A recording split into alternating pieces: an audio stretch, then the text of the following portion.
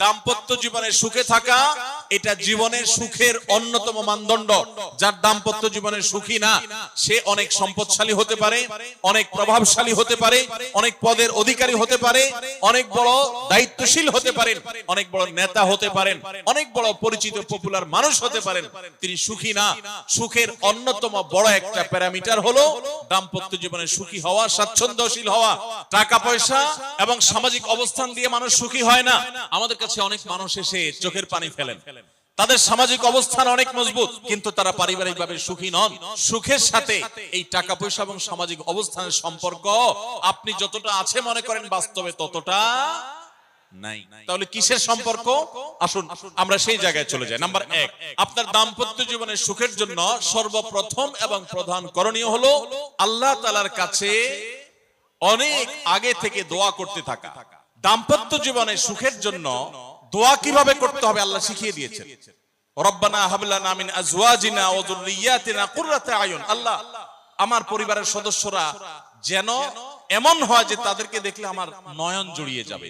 ওয়াজআলনা লিল মুত্তাকিনা ইমামা। আর আমাদের সবাইকে, পুরোটা পরিবারকে আপনি মুত্তাকিদের ইমাম বানায় দেন, সৎ মানুষ বানায় দেন। কারণ সৎ যদি না হয়, আল্লাহভীরু যদি না হয়, তাহলে কখনো তাদের মাধ্যমে আপনি সুখ শান্তি পেতে পারেন না। তাহলে প্রথম করণীয় দাম্পত্য জীবনের সুখের জন্য, সুখী দাম্পত্যের জন্য আল্লাহর কাছে দোয়া করতে থাকা। সূরা ফুরকানের 74 নম্বর আয়াত, এর পাশাপাশি আরো যত আয়াত আছে, অথবা সাধারণভাবে আপনি আল্লাহর কাছে, আল্লাহ আমি ভালো সঙ্গী যেন পাই সেজন্য দোয়া করতে থাকবো। আল্লাহ আমাদেরকে তৌফিক দান করুন। দাম্পত্য জীবনের সুখের জন্য দ্বিতীয় গুরুত্বপূর্ণ বিষয় হলো জীবন সঙ্গী সঙ্গে নির্বাচন করার ক্ষেত্রে অন্য যাই থাকুক আর না থাকুক, ধার্মিকতা আছে কিনা এটা দেখতে হবে। এটা যদি দেখেন তাহলে সেক্ষেত্রে ইনশাআল্লাহ আপনি সুখী হবেন। এখানে মুশকিল হলো আজকাল মেয়েদের বোরকা পরলেই মনে করা হয় ধার্মিক, ছেলেরা নামাজ পড়তেছে মনে করা হয় ধার্মিক। এটুকুই শুধু ধার্মিকতার সংজ্ঞা নয়। ধার্মিকতার সবচেয়ে বড় সংজ্ঞা হলো কোরআন এবং হাদিসের সামনে সে নিজেকে আত্মসমর্পণ করে কিনা, সে সারেন্ডার করে কিনা। আল্লাহর নির্দেশ পেয়েছে, রাসূলের নির্দেশ পেয়েছে, আল্লাহর নিষেধাজ্ঞা রয়েছে, সেই জায়গায় সে থেমে যায় আর সে আগে বাড়ে না, নিজেকে সমর্পণ করে দেয়, মাথা নত করে ফেলে। এরকম যদি হয় তাহলে সেই ছেলে নিয়েও সুখী থাকবেন, সেই মেয়ে নিয়েও সুখী থাকবেন।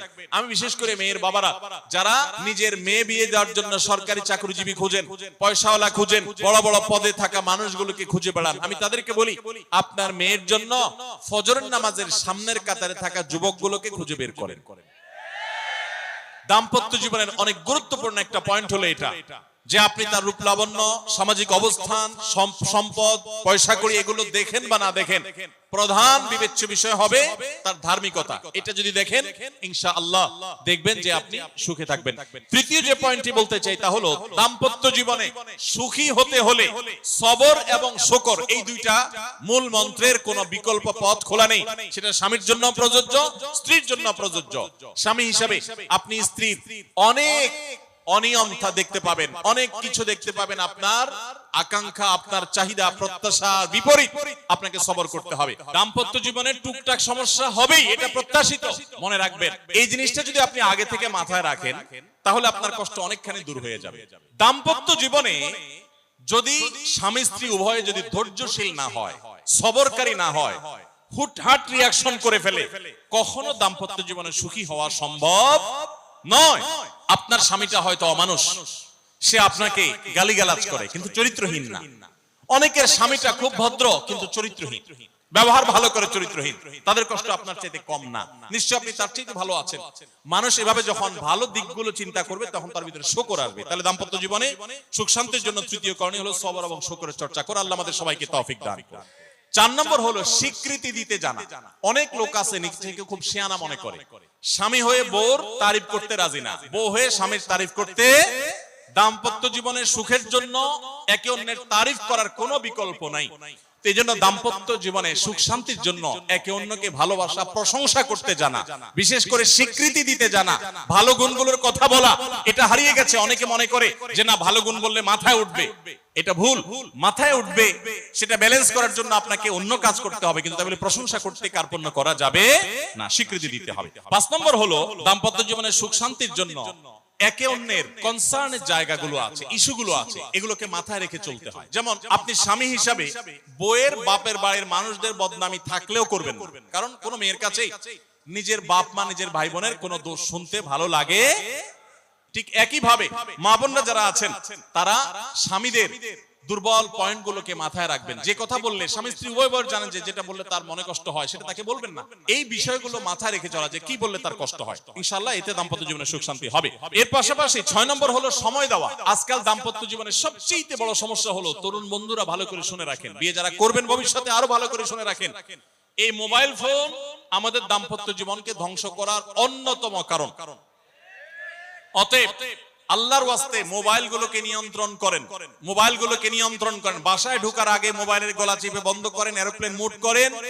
ফ্যামিলিকে একান্তে কিছু সময় দেন। যত অশান্তি এবং যত ঝগড়া, যত ভুল বোঝাবুঝি আমাদের ফ্যামিলিগুলোতে হয়, এর অন্যতম প্রধান কারণ হলো এই মোবাইল এডিকশন, মোবাইল আসক্তি। স্বামী বলেন স্ত্রী বলেন উভয় একান্তে স্বামী স্ত্রী বাসা বাড়িতে তো অবস্থান যতদিন করবেন, ব্যবসা বাণিজ্য কাজ কাম আল্লাহর হস্তে, এগুলো সব জমা রেখে তারপর স্বামী স্ত্রী একে অন্যকে সময় দিবেন, ইনশাআল্লাহ দাম্পত্য জীবনে সুখ শান্তি আসবে।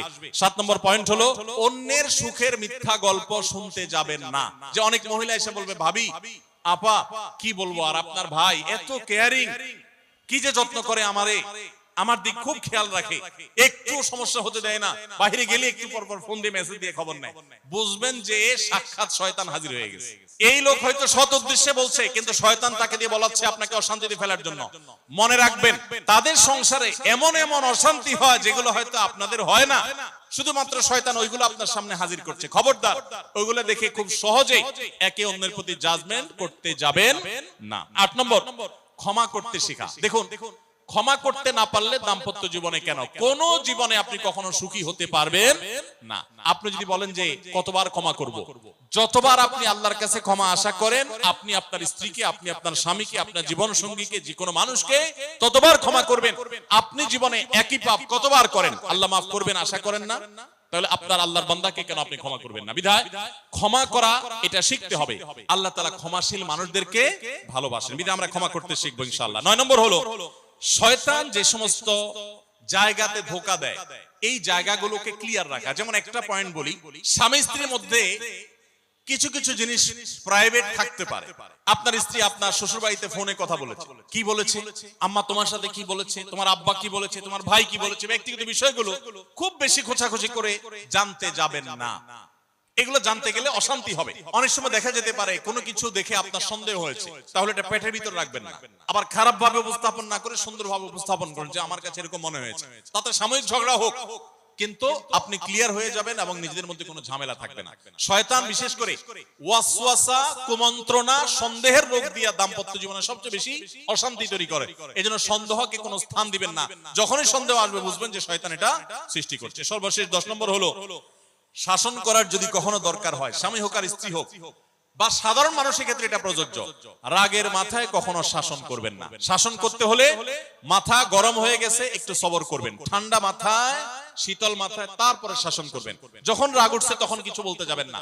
আপনার রাগ উঠছে আজকে, আপনি নিয়ত করেন আগামী 24 ঘন্টা পর এটার আমি বিচার করব, একটা বিহিত করব, এটার আমি কিছু একটা করে ছাড়বো।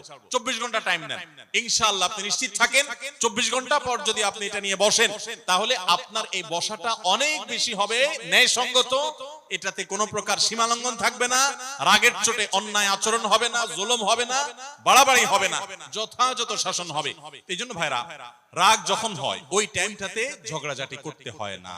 আল্লাহ তাআলা আমাদের সবাইকে সুখী দাম্পত্য জীবন নসিব করুন, বলুন আমিন।